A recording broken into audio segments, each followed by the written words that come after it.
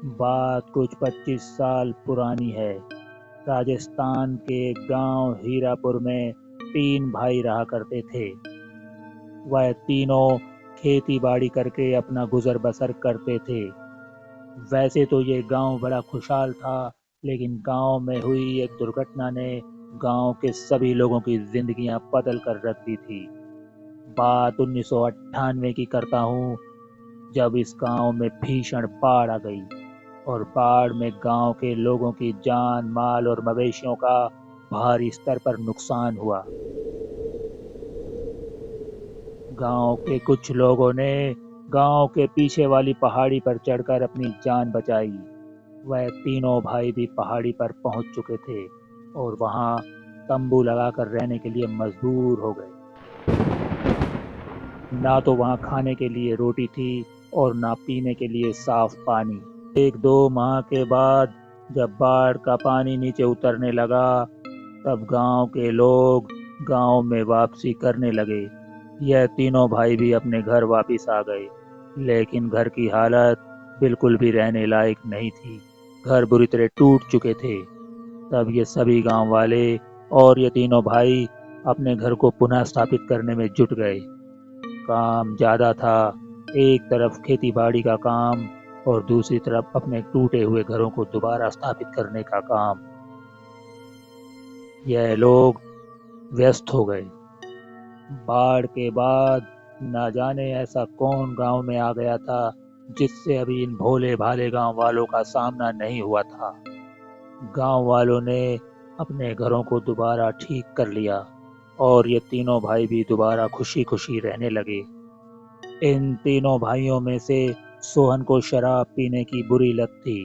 वह अक्सर शाम को शराब पीने के लिए निकल जाया करता था और शराब पीकर घर आने की बजाय अपने खेतों में चला जाता था और वहां जाकर जोर जोर से चीखता था, शोर मचाता था।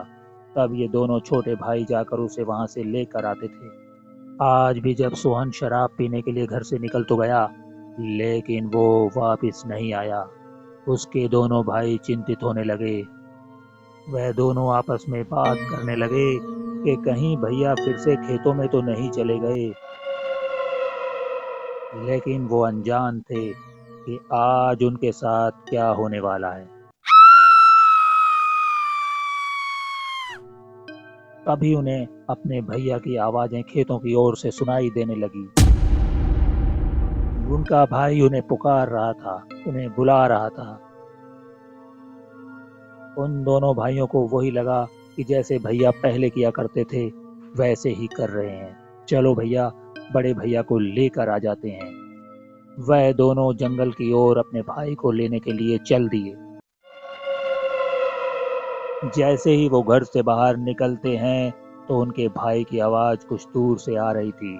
वह आगे बढ़ते हैं, लेकिन जब वह आगे बढ़ते हैं तब उनके भैया की आवाज उन्हें और दूर से आने लगती है। तो वो फिर और आगे बढ़ते हैं।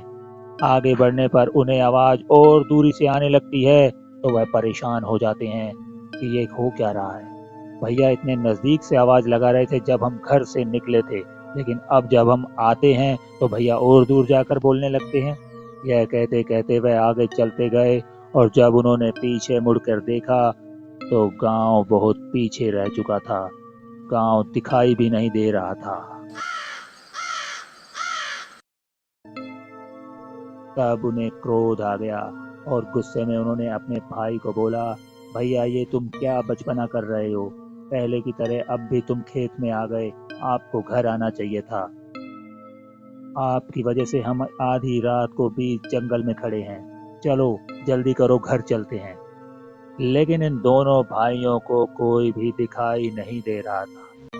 यह देख इन्होंने आगे बढ़ने की कोशिश की कि देखें तो सही आखिर कोई है भी या नहीं।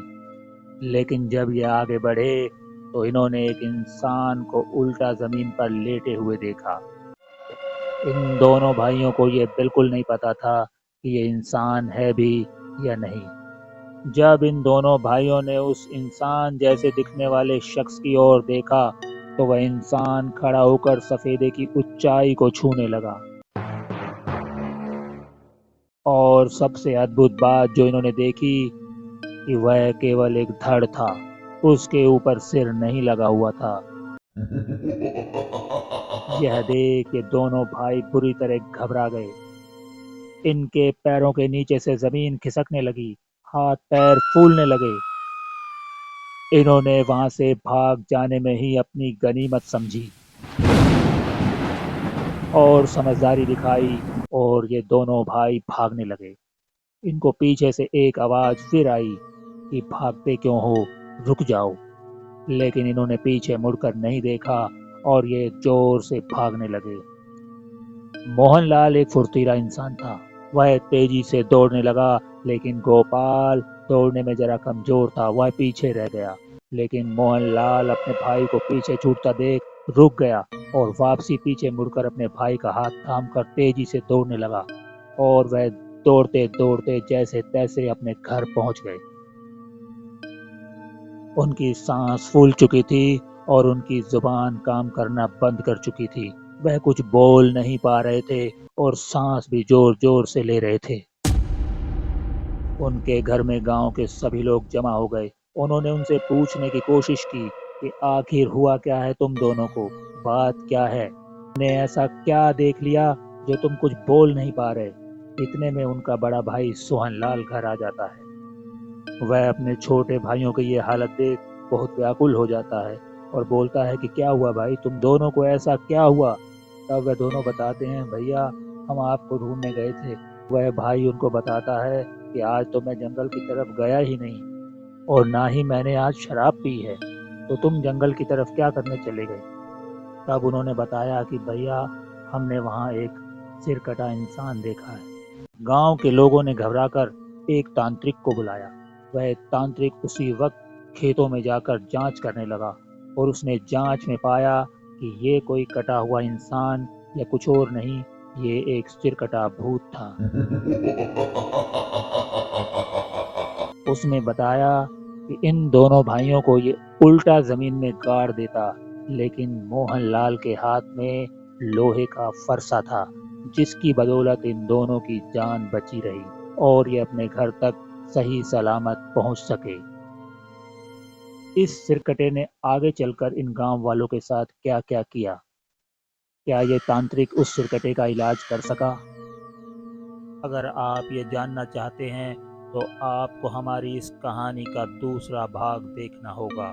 यदि आपको हमारा पहला भाग पसंद आया हो तो चैनल को सब्सक्राइब कर लीजिए और इस कहानी को लाइक करके हमारा उत्साह बढ़ाइए। दोस्तों, ये कोई कहानी नहीं बल्कि एक सत्य घटना मैं आपको सुना रहा था। जब ये घटना उस गांव में बीत रही थी तो मैं खुद उस गांव में मौजूद था, इन सब बातों का साक्षी था। तो अगला भाग भी मैं आपको पूरी सच्चाई के साथ सुनाऊंगा। तो अभी के लिए आप सबका धन्यवाद।